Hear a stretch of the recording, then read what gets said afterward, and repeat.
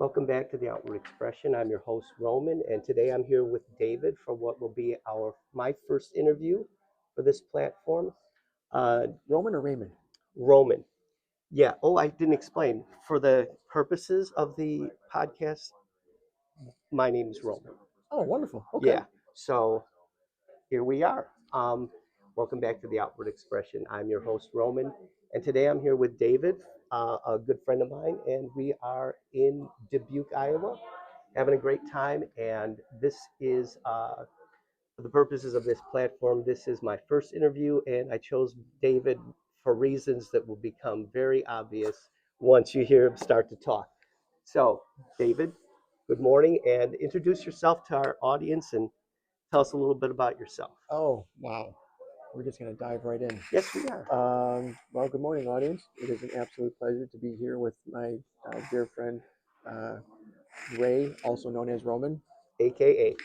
A little bit about myself. I am a father, a husband, a son, a patriot. I like to consider myself. I guess I'm kind of going off my Instagram little, shindig in terms of, you know, where the boxes I check.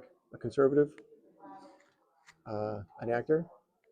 I'm sure there's a few other things there that might come to mind, but yeah, I I'm thrilled to be here. First time Roman and I have been able to uh, partake in sort of a manly trip, and we're here in Dubuque, Iowa, with the film festival, and Yep, having a great time. having a great time. We might have had well, I may have had a bit more than my share of beer last night, but that aside, we're gonna, We're um, drowning that with some coffee yeah, a this little bit of morning. coffee to take the edge off. And again, this is going to be an interview, so I'm just going to ask David a few questions. And David has not been informed of what these questions are going to be, so this is going Scouts, to be Scouts honor. yes, straight off the cuff. So the first question I had, and this is going to seem unusual for the purposes of like an interview type setting, but what would you say would be your earliest memories of childhood? Wow. So good or bad, or Any, just just general, general generally. memories? Vivid memories. I remember that we lived in a small town, western suburbs called Lombard, and it was a small house, my mom and dad's first home. And right across the street, the street was called Ann Street, and it was a dead end, and it was there was the first street north of a very busy street, Roosevelt. A lot of people, if you're from the Chicagoland area, you know the street, Roosevelt Road, Roosevelt, and Ann Street was the first street north of Roosevelt, and so Roosevelt was just lined with all of these retail stores. So of course, the back of those stores was just this very industrial-like setup, the parking lots and the dumpsters of all of these stores. And a little bit further down the road from our house, there was the underground, uh, like stormwater retention, and there was this literally this, like, I mean, I'm a little boy. I'm probably 4 years old, so you can understand I'm what, 36 inches high maybe. So this pipe was 48 inches, right? So I could walk into this pipe and walk all the way across, literally walk underneath Roosevelt Road. And I remember vividly my mom would always tell me, stay away from that pipe, don't go in that pipe, do not, right? And I'm going to back up a little bit now. I think I had just celebrated a birthday, and I was awarded a bike. Awarded. I was gifted a bike from my grandparents. My first bike, training wheels, the whole 9 yards. Beautiful bike. I love this bike. All right, so I'm with the neighborhood kids, and we're in the backyard of this house where this pipe terminated. And I did not listen to my mom, and I went into the pipe. And this particular day, I went the furthest that I had ever gone. And all of a sudden I start hearing some voices, right? Like Dave, Dave, David, and it's my friends, and they're yelling at me. And the reason why they're yelling at me is because my mom is standing right there. And now this probably is going to paint the best picture of my mom, but she's a wonderful woman and one of my life idols and one of my godsends. She's my mom. I love her. But one of those parenting moments, I come out of this tunnel and I saw the side of my mother that I never want to see again. I got the spanking of my life and I was grounded. And as I was grounded to my bedroom, I began to hear what I later learned was her destroying the bike that I got for my birthday. She took a hammer to this thing and destroyed it Oh, wow. and destroyed it. So that she felt bad afterwards and took me to Toys R Us and got me a new bike after the anger settled in. Hmm. But that's one vivid one vivid memory from an early childhood. Another quick one. I remember again, same house. My grandparents came over, and my grandfather had brought a boomerang, and it was in the evening, and we were in the on the front lawn, and I remember we were trying to get this boomerang thing to work, and I remember uh, goofing around with my grandfather and grabbing it and running, and him chasing me, and then him grabbing it and me chasing him, and I remember tripping right behind him. And as I tripped and fell forward, his heel came up and caught me right in the bottom of the chin.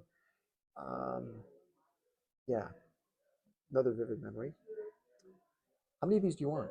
That'll do for now. But Okay. I think maybe at this point, the audience is probably wondering if you ever visited that tunnel again. Did you No, ever? No. never See, went back. so Never went back. mom taught him a lesson, and he did not depart from walking the straight path from that day forward, right? Right. True. So, Never again. moving on to another question. Tell me, what would you say have been your greatest challenges in life? What would you consider your greatest challenge? And I'm throwing out some pretty heavy stuff there. We're not talking about favorite foods or restaurants. We're getting to the heart of the matter. Yeah. Boy, these are questions that usually require a little bit of time to reflect. Okay, well, So, let's take time. We could move on to another. yeah, when if you don't mind. Okay. Okay. What would you say have been your greatest triumphs? My So we're children, gonna your children. Okay. undoubtedly, my greatest success. Tell us, flesh that out a little bit for our audience. Assuming that there's an audience. I hope someone's watching, but So, I am of the opinion that parenthood is one of the greatest privileges anyone can be bestowed. It is incredibly important. It is undoubtedly rewarding, and I was gifted with the privilege of marrying a remarkable woman who gave me um, the two greatest children on the planet, great, and fantastic. uh, working at that, and watching them grow and watching me grow side by side with them. One of the things that I would tell my children when we would come to a crossroads, a disagreement, that they're 12 for the first time. I'm the parent of a 12-year-old for the first time. So you're figuring this out. I'm figuring this out. There's no book in the library that I can go grab that says how to parent a 12-year-old when this happens, right? So you and I are going to have to talk about this and come to some sort of terms so that we can move forward together, with a happy outcome. And I think, looking at life from a parent's lens in that perspective, giving my children the benefit of the doubt, talking with them, understanding that I don't have all the answers. I'm not perfect. I'm never going to be perfect. Neither are you. But as long as we're perfect together, this is going to have a happy ending. And that's worked pretty well for me. Um, That's I, good. you know, Well, for the sake of the audience, I will tell you that I have met one of David's children, his son, and he's a fine young man, very fine young man, very friendly, warm, has a great handshake. That's important. That's important, Yes, you know. you know the things a man needs to teach his son. You know, when you walk into a room, if depending on the amount of people in that room, right? You walk up to a man, you look him in the eye, you shake his hand, you say hello. Uh, and you know, those are some of the things that I would instill. You know, if mom and I have got some friends over, right? And I'm not talking a room of like 10, 15 people. I don't Right, expect you to shake the hands of all 10, 15 people. But right, if it's a room of, you know, your mom and I have got a friend, some couple over, you know, and you enter the room, you say hello, you shake their hand, especially the gentleman, right. right? So yeah. So anyway, and not to go off on a tangent, No, but but that's those are fine. some of the things that I instilled in my son. And I don't want to sound biased, but I've never I've never been given a bad. People sometimes go out of their way to tell me what a fine young man he is, and I'm Well, a that's lot. A something lot to of be proud of. it is proud. I am proud of that, but a lot of that's because of him. He deserves a lot of the credit for Of that. course, of course. So, that's really good. I like that. So moving on, have you had time to process that first question, or should we move on to something? Repeat the first question again. What would you say were your greatest challenge in life? Just Well, you know, one of them is going to kind of default on being a parent. You know, hmm and the worries that come with that. And you know, I compliment my wife in that aspect. She was a remarkable mother, and she and I played off of each other exceptionally well. You know, the good cop, bad cop kind of, you know, uh, position, whatever would be the most appropriate word. Certainly, parenting is a challenge. From a professional standpoint, you know, I found early in life the love of the theater and the love of acting, and trying to balance that passion and that drive to become what I would consider successful and still maintain a happy, cohesive life has certainly, by all means, been a challenge. You know, it's difficult. It's a very difficult industry. It's a very competitive. To use the word competitive it's such an understatement to the competition in the world of theater and film.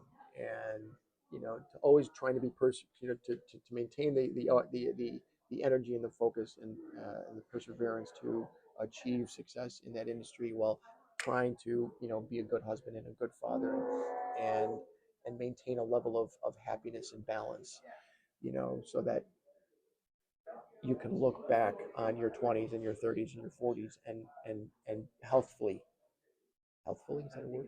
Healthfully say that I didn't squander those decades. I was still able to, you know, work at those dreams, you know, but at the same time still enjoy the moment. And so that was, you know, to be able to answer that question off the cuff and come up with, you know, genuine, authentic answers. I would say raising my children and trying to find balance in pursuing my dreams is certainly excellent, been. excellent. You know, folks, again, if there's an audience out there, this is the reason I chose David because his ability to articulate his thoughts is very thoughtful. It he really paints a picture with his words, and hopefully you'll be seeing more of David because one thing you may not, well, you certainly don't know about David is that he's a really good storyteller. So in future, we're gonna do hopefully with David's permission, we're gonna do a couple of stories that he has told me in the past that I think are worth sharing with the audience. So Okay. yeah, I mean, I'm springing that on you It's here, so okay. it's completely impromptu, but I think it would be the people would find me personally when I'm going through videos when there's a person that tells a good story, I kind of hang on and stick around to hear this story. So Okay. So we got that coming up, folks. So is there anything else you'd like to say to the audience? Maybe just by way of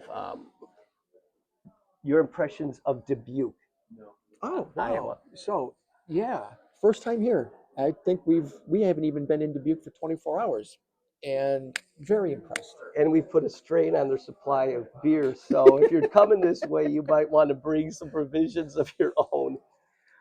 I am very impressed. It's I a am. it's a lovely city. It is a. It is a.